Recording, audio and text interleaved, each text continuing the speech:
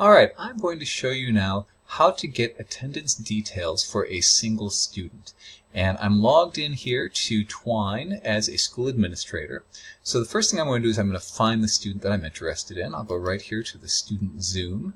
And in this case, I'm interested in Carol. So we'll go ahead and open up her student panorama. And right away, when I look over here at Carol's class list, I can see that we're taking attendance in this particular school in the homeroom class, and Carol has been marked late once and absent 5 times. So the easiest way for me to see her history is just to click on these links right here where it says late and absence, and it gives me this view here, which is great. So I can see at a glance when these incidents have occurred, when she was late and when she was absent. So that all works really nicely.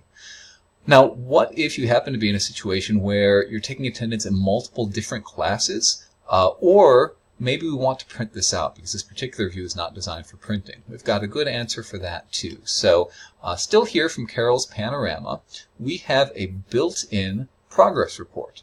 And the progress report is designed to be easy to use and also designed to be printed easily. So by default, when you open up the progress report, it may have all of these different details checked up here at the top. In this case, I'm interested only in the attendance history. And so what you'll see here is that it shows all the classes, and in the class where we've taken attendance, here is that attendance history for the homeroom class, and it shows the whole history here.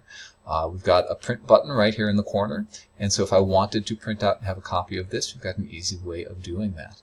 All right, thank you.